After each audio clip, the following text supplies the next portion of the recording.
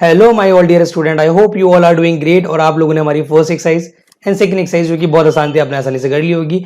First exercise में हमने क्या सीखा था बेटा, ऑर्डर और डिग्री के बारे में। हम सेकंड एक्सरसाइज में हमने क्या सीखा कि इम्प्लीसिट एक्सप्लिसिट फंक्शन अगर मैं वो दे दे और मैं सिर्फ ये चेक करना हो कि वो उसका सोल्यूशन है कि नहीं गिवन डिफरेंशियल इक्वेशन का, तो अब आसानी से पता लगा सकते हैं।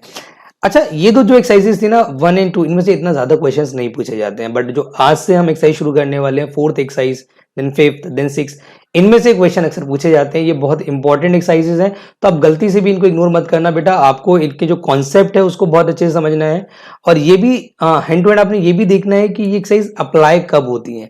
हर एक्सरसाइज का अपने एक रीजन है, वो रीजन आप दिमाग में बिठाना बेटा। मुझे लगता है कि अगर एग्जाम में आपको ये पता लग गया कि डिफरेंशियल इक्वेशन जो क्वेश्चन आया वो किस एक्सरसाइज का है, तो आपके लिए सॉल्व करना बहुत मुश्किल नहीं होगा। तो मैं आपको बार बार एक चीज बोलूंगा कि fourth exercise, fifth exercise, sixth exercise, they are almost similar. आपको हर किसी की स्पेशलिटीज को दिमाग में रखना है ताकि आप इजीली जज कर पाए। तो चलिए बेटा शुरू करते हैं। We are going to start the solution of differential equation. देखिए मैंने हेडिंग लिखी हुई है बेटा, सॉल्यूशन ऑफ डिफरेंशियल इक्वेशन, जिसमें मैंने मैंने कितने टाइप के सॉल्यूशन लिखे हैं। एक सॉल्यूशन मैंने लिखा आपका जनरल सॉल्यूशन, एक लिखा है मैंने पर्टिकुलर सॉल्यूशन। बेटा क्या होता है जनरल सॉल्यूशन समझना, मैंने बोला when answer of the differential equation came in the form of unknown constant.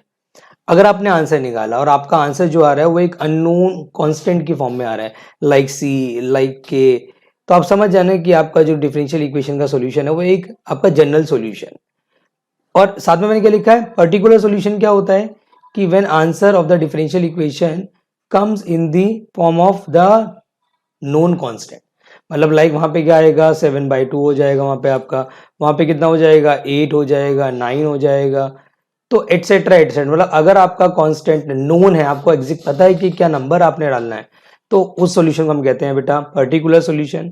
अगर आपका आंसर आया अननोन कांस्टेंट की फॉर्म में लाइक सी, तो हम कहेंगे उसको कि वो आपका जनरल सॉल्यूशन है। अच्छा, उसके बाद मैंने क्या लिखा है, method of solving the first order degree differential equation. मतलब कि हम पता है क्या सीखेंगे, हम सीखेंगे कि अगर हमें कोई डिफरेंशियल इक्वेशन दे दे, हमें उससे सॉल्व करना है, हमें वहां से dy/dx हटाना है, तो उसके हमारे पास बहुत सारे मेथड होते हैं। जैसे एक मेथड क्या होता है बेटा, मेथड्स मैंने नाम लिख दिए हैं कि we have the 4 ways to solve the first order differential equation depending upon the situation. जो भी सिचुएशन है उसके हिसाब से अलग अलग हमारे पास क्या मेथड्स। मेथड नंबर 1 होता है बच्चों which is called the variable separable method. Method number 2 होता है homogeneous differential equation. Method number 3 होता है we have called the linear differential equation. Method number 4 होता है special type of differential equation. पहला हम सीखेंगे वेरिएबल सेपरेबल मेथड, जो कि एक्सरसाइज नंबर 4 इस पे बेस्ड है। अगला हम सीखेंगे exercise number 5 homogeneous, exercise number 5। अगला हम सीखेंगे लीनियर, एक्सरसाइज नंबर 6। और स्पेशल टाइप की वैसे कोई एक्सरसाइज नहीं है, बट स्पेशल टाइप के कुछ क्वेश्चन आपको मिसलीनियस में नजर आ जाएंगे। ठीक है बेटा, तो मिसलीनियस जब हम करेंगे तब आपको, तो बच्चों हम स्टार्टिंग मेथड जो कर रहे हैं वो है method number 1 which is called the variable separable method. और इस पे बेस्ड जो एक्सरसाइज है वो है एक्सरसाइज नंबर 4। मतलब एक्सरसाइज नंबर 4 के जितने भी क्वेश्चंस है they are completely based on variable separable method पे बेस्ड है बेटा। अब देखो मैं आपको इसके आइडेंटिफिकेशन भी बताऊंगा, और इस पे अगर क्वेश्चन आता है तो आपने कैसे करना है वो भी बताऊंगा। सबसे पहले आइडेंटिफिकेशन की बात करते हैं। मैंने लिखी हुई अपने असाइनमेंट में आइडेंटिफिकेशन कि when function of x and y are in the form of the product. मतलब अगर एक्स के फंक्शन वाई के फंक्शन अवेलेबल हो और दोनों या तो मल्टीप्लाई में हो या रेशियो में हो, साथ में मैंने क्या लिखा है, या रेशियो में हो, then they can be easily separate. तो हम उसे आसानी से सेपरेट कर सकते हैं, तो वहां लगेगा वेरिएबल सेपरेबल। एक्स के फंक्शन वाई के फंक्शन, मैं आपको बार बार बोल रहा हूँ बेटा, या तो इनटू में होंगे या डिवीजन में होंगे, दे कैन इजीली सेपरेट। अब होते कैसे हैं जरा ये समझ लीजिए, वेरिएबल सेपरेबल लगता कैसे। मैंने स्टार्टिंग में लिखा है कि सबसे पहले आपने क्या करना है, first of all separate the function of x with dx। X के फंक्शन आप dx के साथ सेपरेट करो और जो y के फंक्शन है उसको dy के साथ सेपरेट करो। स्टेप नंबर 1 बेटा ये है। फिर क्या करना, apply integral on both side and always apply C on R H S. बेटा दोनों तरफ अपने इंटीग्रेशन में साइन लगा देना है, लेकिन एक बात का ख्याल रहे, जो सी लगेगा वो हमेशा राइट हैंड साइड पे लगेगा। अच्छा, एक छोटी सी एडवाइस बच्चों मैं आपको कर रहा हूँ, इसके ना कई बार बच्चों के आंसर्स मैच नहीं करते हैं तो बच्चा बड़ा परेशान हो जाता है। बेटा इनके आंसर्स ना हो सकता है एनसीईआरटी वाले जो पीछे आंसर्स दे रखे हैं वो आपके ना आए, लेकिन आपके आंसर्स ठीक होंगे। तो मैं आपको छोटी सी एडवाइस करूंगा, अगर आपका आंसर मैच नहीं करता है तो आप अपने दोस्त से पूछ सकते हैं कि उसके आंसर क्या आ रहा है, आपस में आप दोनों आंसर मैच कर सकते हैं, वरना आप मुझे दिखा सकते हैं। आपका आंसर हो सकता है ठीक हो, बट आपका एनसीईआरटी से मैच नहीं कर रहा तो आप डर जाएंगे, तो ऐसे घबराने की जरूरत नहीं है। कई बार इसके आंसर आपके एनसीईआरटी से मैच नहीं करेंगे, so don't worry about that. अब मैं अप्लाई कर रहा हूँ, देखो यहाँ पे हमें साफ साफ नजर आ रहा है, ये जो मैंने लिया है क्वेश्चन, ये मेरे असाइनमेंट का क्वेश्चन है बेटा। इसमें हमें ये सिचुएशन देगा, हमसे बोलेगा सॉल्व द डिफरेंशियल इक्वेशन। आपने करना कुछ नहीं है, आपको मैंने बोला जब x और y के फंक्शन इनटू में होंगे आप समझ जाएंगे कि it's a variable separable method. करोगे कैसे, मैंने बोला dx के साथ सारी x की टर्म सेपरेट कर लो, dy के साथ सारी y की टर्म सेपरेट कर लो। तो ये जो dx है ना, इसको ऊपर ले जाओ और x+1 को नीचे ले जाओ। यहाँ पे जो y है, इस y को इधर ले आओ 1/y करके dy के साथ, और 2x के साथ अपॉन में क्या आ जाएगा x+1, और ये dx यहाँ चला जाएगा। आपने लिख देना है apply integral on both side. आप इधर भी इंटीग्रल लगाएंगे, इधर भी इंटीग्रल, इंटीग्रेशन 1/y dy, 2 बाहर लिया, इंटीग्रेशन x अपॉन में x+1 dx, राइट। 1/y का इंटीग्रेशन करेंगे बच्चों log y हो जाएगा, यू नो दैट। बेटा इसका इंटीग्रेशन निकालना है तो आपको पता है नीचे का डेरिवेटिव, नीचे की डिग्री ऊपर की डिग्री सेम है, या तो आप डिवाइड द रेशियो कर सकते हैं, या एक और तरीका ये है कि अपॉन वाली सिचुएशन एग्जैक्ट आप ऊपर बनाइए, मतलब 1 के साथ x के साथ 1 ऐड कर लीजिए, 1 सब्ट्रैक्ट कर लीजिए, x+1। बेटा इंटीग्रल आपको आना चाहिए, बार बार बोल रहे हैं वाली बात, तो log के साथ आ जाएगा बेटा y, इसको आप अलग अलग कर लेंगे। देखो x+1 के साथ मैं अलग सेपरेट कर रहा हूँ, दैट विल बिकम 1, -1 अपॉन में हो जाएगा x+1, यहाँ आ जाएगा dx, यहाँ आ जाएगा log y, इसका इंटीग्रेशन हो जाएगा x माइनस का log x+1। c हमेशा RHS पे लगेगा, LHS पे आपको c लगाने की जरूरत बिल्कुल भी नहीं है। अब बच्चे कहेंगे सर ये आंसर वैसे परफेक्ट है, कोई दिक्कत नहीं है, बट अगर आप एनसीईआरटी के हिसाब से चलें या एग्जामिनर के हिसाब से चलें तो ये और सिंप्लीफाई हो सकता है। हम एक काम कर सकते हैं, ये वाला log बेटा इस तरफ लेकर आ सकते हैं, मतलब log y के साथ log x+1 एडिशन में हो जाएगा, इज इक्वल टू में x+c हो जाएगा। हम एक काम कर सकते हैं sir, log m plus log n का फॉर्मूला लगा सकते हैं, that is log m into n to y is equal to में क्या हो जाएगा x+c। तो यही हमारा आंसर हो जाएगा, इससे ज़्यादा सिंप्लीफाई करना पॉसिबल नहीं है। ये भी आंसर ठीक है, ये भी आंसर ठीक है, जो आपको ठीक लगे आप वो आंसर दे दीजिए, कोई खास फर्क नहीं पड़ता, ये आप ध्यान रखेंगे, ठीक है जी। अब मैं इसके थोड़े से डिफिकल्ट क्वेश्चन भी एक्सप्लेन कर देता हूँ बेटा। जो अगला क्वेश्चन भी मैंने अपने असाइनमेंट का ले लिया है, और ऐसा क्वेश्चन आपको एक एनसीईआरटी में भी नजर आ जाएगा। इनफैक्ट जो मैंने ई पार्ट लिया ये भी आपकी एनसीईआरटी में मिसलिनियस में अवेलेबल है, दोनों ही वेरिएबल सेपरेबल है। आइडेंटिफिकेशन बहुत सिंपल है कि जब x के फंक्शन y के फंक्शन आपको इनटू में नजर आ जाए, आप समझ सकते हैं कि वेरिएबल सेपरेबल है। तो अपने करना कुछ नहीं है बेटा, पहले sec² x 10y dx को इधर ही रखो, इसको इधर ले जाओ, माइनस का sec² y 10x dy। बेटा dx के साथ सारी x की टर्म कर लो, dy के साथ सारी y की टर्म कर लो, तो ये जो ये आपका 10x है ये नीचे चला जाएगा, sec² x के अपॉन में 10x हो जाएगा, साथ में dx हो जाएगा। इंटीग्रल हैंड टू हैंड लगा सकते हो, कोई दिक्कत नहीं है। sec² y अपॉन में 10y हो जाएगा, dy आ जाएगा। इसका इंटीग्रल आप कर सकते हैं log 10x, क्योंकि नीचे का डेरिवेटिव ऊपर दे रखा है ना, मैंने कहा था जब f' अपॉन fx होता है log fx हो जाता है, f' अपॉन में fx हो जाएगा log fx। एक बात ध्यान रखना, जब सारे आंसर्स लॉग में आते हैं डिफरेंशियल इक्वेशन की खास बात, तो सी बेटा सिंपल सी नहीं आता, ऑर्डिनरी सी नहीं आता, वो भी आपका लॉग में आता है, that will become log c. अब यहाँ पे देखो क्या, अब देखो एक बड़ी इंपॉर्टेंट चीज बता रहा हूँ कि अगर आपने सॉल्व किया और आपका सब में लॉग आ गया और सी में आपने लॉग खुद लगा दिया, तो आपका फिर अब ये यहाँ पे मैं कहूँगा एक रिस्पॉन्सिबिलिटी बन चुकी है कि सारे लॉग को खत्म करके आपको आंसर छोड़ना पड़ेगा। अगर आपने लॉग की टर्म में ही आंसर छोड़ दिया तो टीचर आपको 100% मार्क्स नहीं देगा बेटा। तो यहाँ पे आपको लॉग को खत्म करना है, what you can do is आप ये कर सकते हैं बेटा कि log m minus log n का फॉर्मूला log m बाय n लगा सकते हैं, log से log कट जाएगा, 10x is equal to C upon में 10y कर सकते हैं, मल्टीप्लाई कर लेंगे 10x इंटू में 10y इज इक्वल टू सी हो जाएगा, and that will be your final answer LC. तो उम्मीद करता हूँ बेटा कि ये वाला क्वेश्चन जो कि वेरिएबल सेपरेबल का था आपको क्लियर हो गया होगा। एक और क्वेश्चन लेते हैं, मेरे असाइनमेंट का ही क्वेश्चन है बेटा, ध्यान से देखना। हमें दिया है 1 प्लस e2x dy प्लस, देखो एक काम करो, जो बीच का प्लस है ना अब उसको उस तरफ ले जाओ, उसको सब्ट्रैक्शन में चेंज कर लो, क्योंकि आपको एट लास्ट क्या लगाना है वेरिएबल सेपरेबल। आप माइनस में ले जाइए, 1 प्लस वाई स्क्वायर ई एक्स डी एक्स कर दीजिए। आपको पता है कि dx के साथ सारी x की टर्म होनी चाहिए, dy के साथ सारी y की टर्म होनी चाहिए। बेटा आप 1 प्लस वाई स्क्वायर को इस तरफ अपॉन में ले जाइए, dy के साथ ex के अपॉन में 1 प्लस ई टू एक्स होना चाहिए, माइनस बाहर ही रहने देना dx। इसका इंटीग्रल आप बड़ी आसानी से निकाल लेते हो कि सर इसका इंटीग्रल हो जाएगा tan इनवर्स ऑफ y। बच्चा हमारा यहाँ फंस जाता है कि सर इसका इंटीग्रेशन कैसे होगा, जबकि इट्स नॉट टफ। अगर आप थोड़ा सा दिमाग लगाएंगे तो आपको आइडिया हो जाएगा कि हम इसको सर ऐसे भी तो लिख सकते हैं, 1 प्लस ई की पावर एक्स का whole square. Then what we can do is we can put E X is equal to T, जिसका डिफरेंशिएशन होता है E X D x is equal to D T.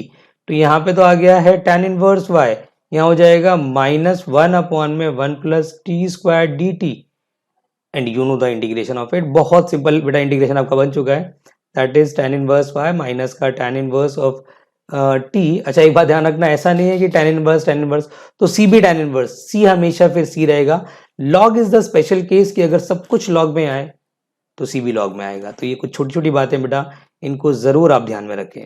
तो tan inverse of y plus tan inverse of e की power x is equal to C, and that is going to be your final answer. तो I wish बेटा आपको ये दो question बहुत अच्छे से क्लियर हो गए होंगे। तो अब मैं बच्चों लेने वाला हूं आप लोगों के लिए one of the most toughest question of my assignment, और मैं कहूंगा सीबीएसई बोर्ड हिस्ट्री अगर आप देखेंगे तो उसमें अगर वेरिएबल सेपरेबल का सबसे मुश्किल क्वेश्चन जो आया है वो मैंने आपके लिए ले लिया है बेटा। इसको अगर आपने अंडरस्टैंड कर लिया तो मुझे लगता है कि वेरिएबल सेपरेबल का कितना भी टफ क्वेश्चन आ जाए आप आराम से सॉल्व कर लोगे। तो इसको देख लीजिए बेटा, फिर उसके बाद मैं एनसीईआरटी के कुछ और क्वेश्चंस कराऊंगा आप लोगों को।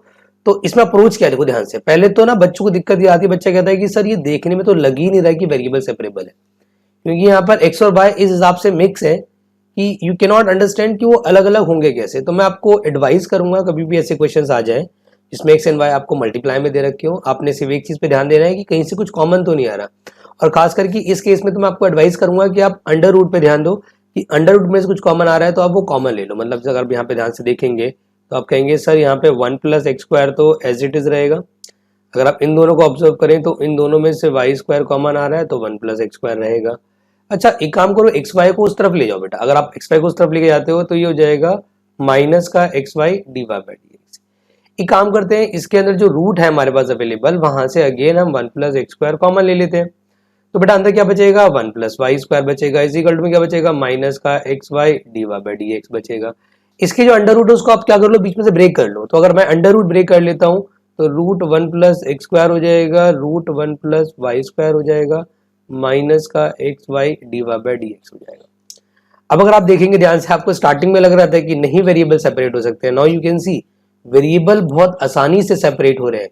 तो what you can do is आप एक्स की टर्म सारी बेटा एक तरफ ले लो अलॉन्ग विद dx, और मैं कहूंगा जो आपका y है उसे एक तरफ कर लिया अलॉन्ग विद dy। अब ना यहाँ पे एक पंगा बढ़ रहा है। पंगा क्या बढ़ रहा है कि सर एक का इंटीग्रल आसान है, एक का इंटीग्रल थोड़ा टफ है। तो मेरी एडवाइस ये रहेगी बच्चों आप लोगों के लिए कि जिसका इंटीग्रल टफ है उसको आप अलग से निकाल के सॉल्व करें, ना कि यहीं पर ही सॉल्व करें। बल्कि मैं एडवाइस आपको ये करूंगा, एक बहुत अच्छा प्रोसीजर तो ये रहेगा कि एक को आप I1 मान लें, मतलब इस वाले को मैंने I1 मान लिया, और माइनस का I2 कर दे, इजी एडिशन का C कर दे। मतलब मैं क्या कर रहा हूँ, दोनों इक्वेशंस को ना अलग अलग, एक को I1 I2 मान के अलग से सॉल्व करके हम यहाँ पे रीपुट कर देंगे। C मैंने क्यों लगा दिया, क्योंकि अब हमें रीपुट करना है तो हम वहां C नहीं लगाएंगे, वो C ये वाला ही काउंटेबल होगा, वहां इंटीग्रेशन करते टाइम हमें अब C नहीं लगाना है। तो अब आप एक काम करो बेटा, और ज्यादा अच्छा आंसर अगर आप लिखना चाहते हैं तो I1 plus I2 equal to C कर। अब स्टार्टिंग में आप पहले उसको लो जिसका इंटीग्रल आसान है।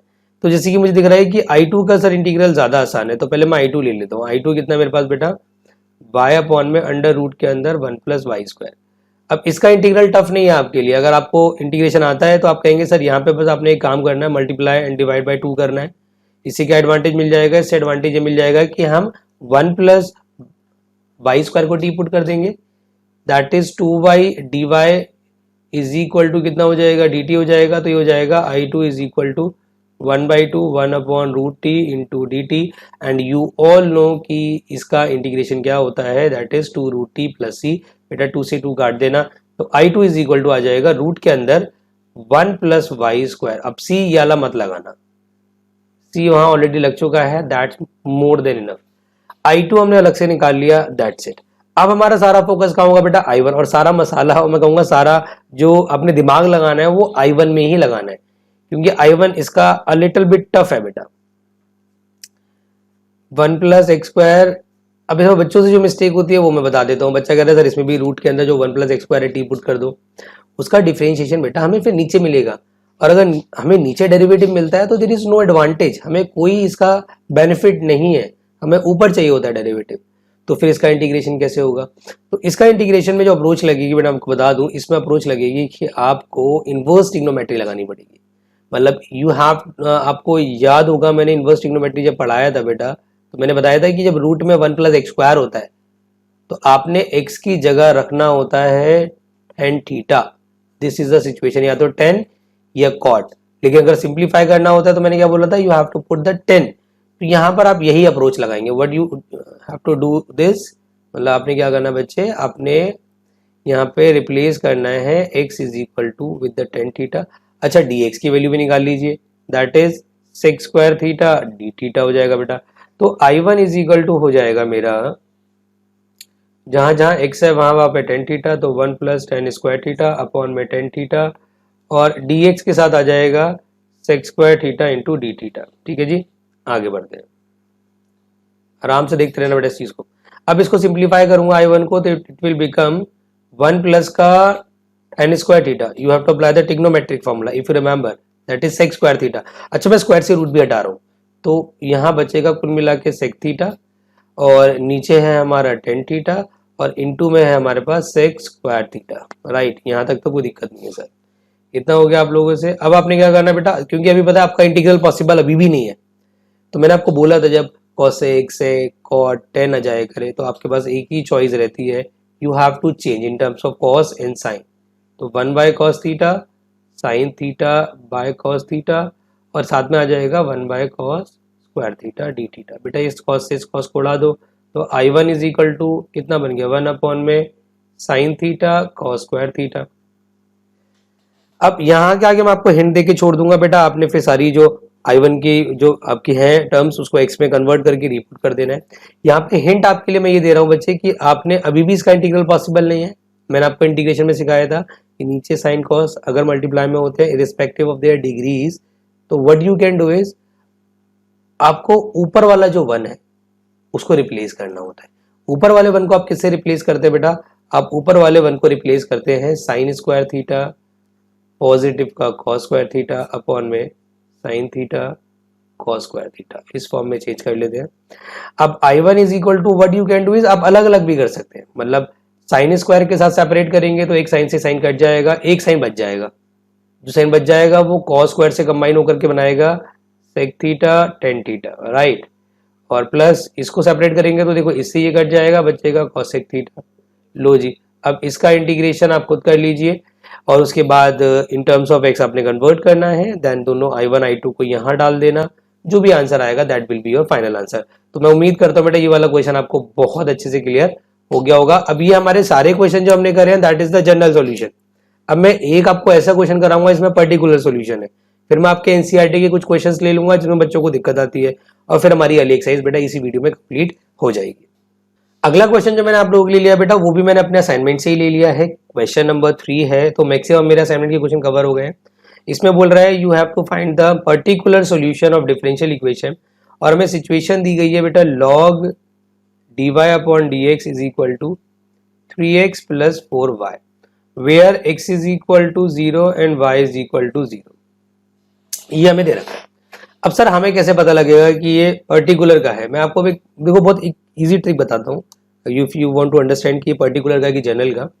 बच्चे पर्टिकुलर सॉल्यूशन की खास बात ये होती है कि उसमें x एंड y जो है ना वो हमेशा गिवन होता है, मतलब x की वैल्यू 1, y की वैल्यू 2, ये x 0 y 0 एवरीथिंग, मतलब इसमें x एंड y गिवन होता है। आप देखेंगे जनरल के हमने जितने भी क्वेश्चन किए हैं उसमें x and y is always unknown.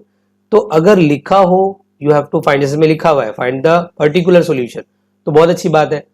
अगर सिर्फ इतना ही लिखा हुआ आ जाए सॉल्व और वहां पे x एंड y की वैल्यूज गिवन हो, तो भी आपने समझ जाना है कि वो कौन सा सॉल्यूशन है, that is the particular solution. आपको x और y की वैल्यू को यूज करना पड़ेगा।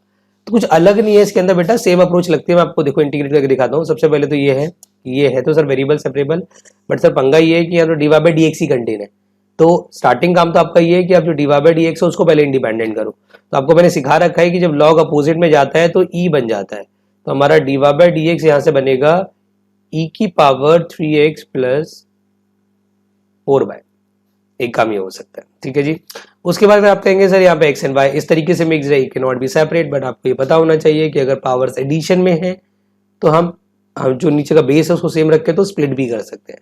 मतलब वी कैन ऑल्सो, मैं इसको ऐसे भी लिख सकता हूं, राइट। ऐसा लिखने के बाद फिर आपने क्या करना है, आराम से देखो एक्स की टर्म इधर ही रहने दो, dx को यहाँ मल्टीप्लाई कर दो, इसको इधर मल्टीप्लाई कर दो, e की पावर 4y dy के साथ चला जाएगा, e की पावर 3x के साथ dx आ जाएगा। Apply integral on both side. बच्चे इसका इंटीग्रेशन देखो, बच्चे क्या करते हैं, कई बार गलती कर देते हैं, 1/e होता है तो वो लॉग कर देते हैं। लॉग नहीं लगेगा मेरे भोले बच्चों, इस e को आपको ऊपर लेके जाना पड़ेगा, e की पावर -4y dy करना पड़ेगा, e की पावर 3x dx करना पड़ेगा। इसका इंटीग्रेशन नाउ इट्स इजी। बस आपको एक बात ध्यान रखनी है कि if the linear equation content होती है कहीं पे तो उसको x मान लेते हैं। तो e की पावर x का e की पावर x होगा, बट y का जो कोफिशिएंट अवेलेबल है, ये x का जो कोफिशिएंट है उससे डिवाइड करना मत भूलना। जैसे यहाँ पे e3x का अगर मुझे इंटीग्रल करना है तो e3x ही होगा सर, बट 3 से डिवाइड करना पड़ेगा प्लस c। अब ये तो आ गया जनरल सॉल्यूशन। देखो कुछ अलग नहीं करा हमने, सेम अप्रोच लगाई, बस अब हमें यहाँ पे c और निकालना पड़ेगा। दैट इज द, मैं कहूँगा, एक्चुअल डिफरेंस जो होता है। तो इसको उठा के आप इधर ले आइए, तो e की पावर -4y अपॉन में -4 माइनस e की power 3x upon 3 is equal to c। आप यहाँ से माइनस ले सकते हैं कॉमन, तो अगर अंदर देखेंगे तो क्या बचेगा, 3 e की पावर -4y प्लस 4 e की power 3x divided by 12 is equal to c। ये जो 12 है इसको यहाँ मल्टीप्लाई कर दो, मैं कहूँगा जो साइन है ये भी इधर ले जाओ, तो कुल मिला के यहाँ आ जाएगा 3 e की पावर -4y 4 e की पावर 3x माइनस का 12 पॉजिटिव का 12c। तो आप देखेंगे कि यहाँ पे जो आंसर आ रहा है सी के टर्म में है, दिस इज ये आंसर। अगर हमें इसको अगर छोड़ना होता तो it is a general solution. देखो मैंने सिंप्लीफाई भी किया है। अच्छा आपको निकालना है क्या इसमें, आपको निकालना है पर्टिकुलर सॉल्यूशन। तो आपको जो x और y गिवन है आपके डाउट उसको भी डालना पड़ेगा। मतलब you have to put x is equal to 0 and y equal to 0। अब इस इक्वेशन में डाल दो, इक्वेशन नंबर 1 के अंदर। तो अगर मैं x की जगह 0 रखता हूं तो e की पावर 0 हो जाएगा। अगर मैंने y की जगह 0 रखा तो अगेन देखो 12c। तो बेसिकली किसी की बार 0 1 हो जाता है तो c की वैल्यू यहाँ से आ जाएगी माइनस का 7/12। बेटा करना आपने कुछ नहीं है, इस वैल्यू को बस यहाँ रीपुट कर देना है इक्वेशन नंबर 1 के अंदर। एट लास्ट जो तुम्हारा आंसर रहेगा 3 e की पावर -4y प्लस 4 e की पावर 3x माइनस का 7 बचेगा, 12 से 12 कट जाएगा। तो this is known as a particular solution. तो आपने देखा बेटा कि दोनों में कुछ खास डिफरेंस नहीं है। एक जगह एक्स एंड वाई की वैल्यू नहीं रखनी होती है, इसमें रखनी होती है। दैट इज द, मैं कहूँगा, बहुत बड़ा डिफरेंस है।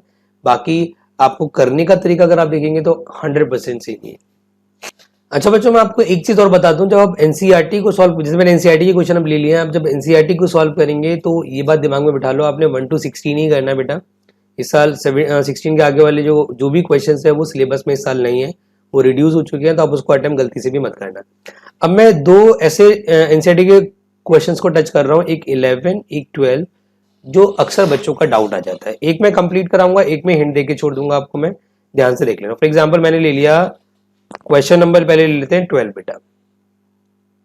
हमें दिया है x square minus 1 dy by D x is equal to 1। अब देखो x की वैल्यू 2 दे रखी है, y की वैल्यू 1 दे रखी है। तो आपको अगर x और y गिवन है तो आप यहाँ देखते ही समझ गए कि इट इज ऑल्सो अ, मैं कहूंगा, पर्टिकुलर सॉल्यूशन बेटा। तो यहाँ पे x और y की वैल्यू एंड में यूज होंगी।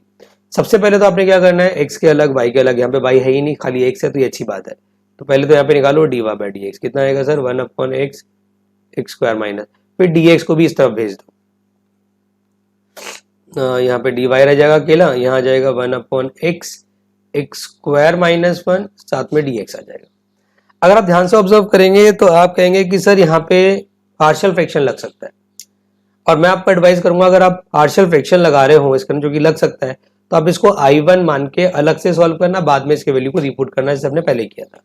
बट अगर एक और तरीका हम यहाँ पे ऑब्जर्व करें तो एक और तरीका भी इसको सॉल्व करने का है। वो क्या है, मैं आपको एक इजी ट्रिक बताता हूँ बेटा। आप एक काम कर सकते हैं, अंदर से ब्रैकेट से हाईएस्ट डिग्री ऑफ एक्स आपने कॉमन लेनी है, स्टेप नंबर 1। इससे आसानी से आपका क्वेश्चन सॉल्व कर। देखो आपने क्या करा, एक्स यहाँ पे अंदर से एक्स स्क्वायर कॉमन ले लिया, तो यहाँ पे तो 1 बचा, ऑब्वियस सी बात है, यहाँ एक्स स्क्वायर था नहीं तो 1 अपॉन हमने एक्स स्क्वायर कर लिया। इससे क्या फायदा हुआ, इससे ये फायदा हुआ, ध्यान से देखना बच्चे, कि हमारे पास जो सिचुएशन आ गई that is 1 upon y is equal to 1 upon X का cube 1 minus 1 upon X square. Advantage क्या मिला कि अगर मैं सर यहाँ पर 1 माइनस 1 अपॉन एक्स स्क्वायर को उठा के टी पुट कर दूं तो उसका डिफरेंशिएशन हमें दे रखा है। आप देखेंगे 1 का तो 0 हो जाएगा, इसका हो जाएगा 2 बाई एक्स का cube d x is equal to D t. आप सिर्फ एक चीज की कमी देखेंगे कि सर 2 से मल्टीप्लाई एंड डिवाइड और कर लीजिए यहाँ पे, तो y इज इक्वल टू क्या हो जाएगा बच्चे, 2, तो जो बाहर वाला 1/2 है वो तो ऐसे ही रहेगा, अंदर वाला 2 upon x cube d x के साथ कंबाइन होकर के डी टी बना देगा। और देखो इसकी जगह हमने क्या रखा है, 1 अपॉन टी हो जाएगा। It's a common sense. तो ultimately if you will observe तो आप देखेंगे कि y is equal to sir हमारा बहुत इजीली इंटीग्रेशन हो चुका है, बस यहाँ पे t की वैल्यू रिपीट और कर दी। तो ये एक आसान तरीका है अगर आप पार्शियल फ्रैक्शन से बचना चाहते हैं। अगर आप वो भी लगाना चाहते हैं तो आंसर सेम ही आएगा, फर्क नहीं पड़ेगा बेटा। तो अगर मैं t की वैल्यू रिपीट करूँ, t की वैल्यू क्या है, ये मैं साथ में एलसीएम भी ले लेता हूँ, तो X square minus 1 upon X square plus C. ये आपका जो सोल्यूशन ये आया है, this is called the general solution. But आपको तो एक्स और वाई भी रखना है, आपको निकालना है बेटा पर्टिकुलर सोल्यूशन। तो अब आप इसको इक्वेशन नंबर 1 का नाम दे देंगे और आपने यहाँ पुट करना पड़ेगा x इज इक्वल टू कितना बेटा 2 और y इज इक्वल टू कितना पुट करना है 1। तो यहाँ पे मैं पुट कर दूंगा y की जगह 1, सॉरी y की जगह भी 0 ही है बेटा, तो यहाँ पर आ जाएगा 0 1/2 लॉग, देखो x की जगह मैंने वैल्यू पुट करी 2, तो ऑब्वियस सी बात है ये हो जाएगा 4 माइनस 1 दैट इज 3/4। आप स्ट्रेट भी निकाल सकते हैं, तो 1/2 माइनस में ले जाइए लॉग 3/4।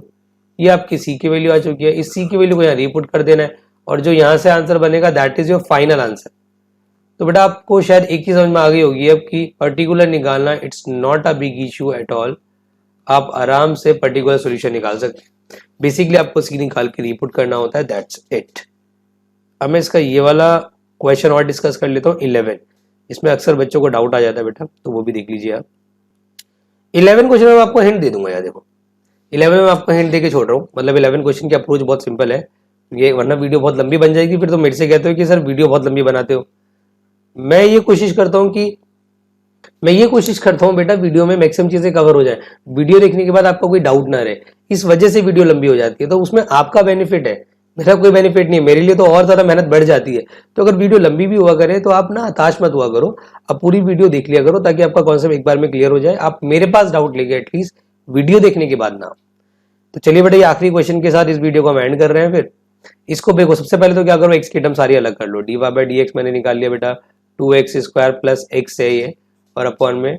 अब बच्चों को सबसे इंपॉर्टेंट चीज ये समझ नहीं आता कि सर इसका इंटीग्रल कैसे होगा। पहले तो एक काम करो, डी वाई को वहीं छोड़ो, डी एक्स को इधर लेकर आओ, और इंटीग्रल अगर इसका निकालना है तो मेरी एक सबसे इंपॉर्टेंट मैं आपको एडवाइस करूंगा, नीचे जो क्यूबिक इक्वेशन है उसको सिंप्लीफाई करो। मतलब what you can do is, अब एक्स स्क्वायर कॉमन लो, एक्स प्लस 1 बचेगा, पॉजिटिव का 1 कॉमन लो, एक्स प्लस 1 बचेगा, अलॉन्ग विद डी एक्स हो जाएगा, यहाँ y हो जाएगा, ये हो जाएगा 2x स्क्वायर प्लस एक्स, मैंने x प्लस 1 कॉमन लिया, एक्स स्क्वायर प्लस 1 हो गया, dx हो गया।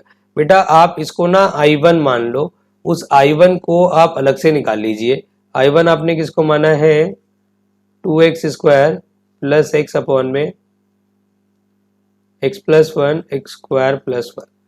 और अब यहाँ पे आप लगाएंगे पार्शियल फ्रैक्शन। आपको मैं स्प्लिटिंग करके दे देता हूँ कि कौन सी वाली एक्सरसाइज लग रही है 7.5 और कौन सा वाला केस लग रहा है, वो भी मैं बता देता हूँ बेटा। ए अपॉन में आपका फर्स्ट ब्रैकेट होता है और बी एक्स प्लस सी अपॉन में आपका सेकंड ब्रैकेट होता है। इसके आगे के जो स्टेप है बेटा वो आप खुद से कीजिए और मुझे लगता है आपका ये क्वेश्चन इजीली सॉल्व हो जाएगा। तो बेटा इसके साथ हमारी 4th एक्सरसाइज पूरी तरीके से कंप्लीट हो चुकी है। इसको देखने के बाद पहले एनसीईआरटी के क्वेश्चन लगाना 1 to 16 ओनली, उसके आगे मत जाना। असाइनमेंट के बचे हुए क्वेश्चन वैसे तो मैंने मैक्सिमम करा दिए हैं, बचे हुए क्वेश्चन ट्राई कर लेना।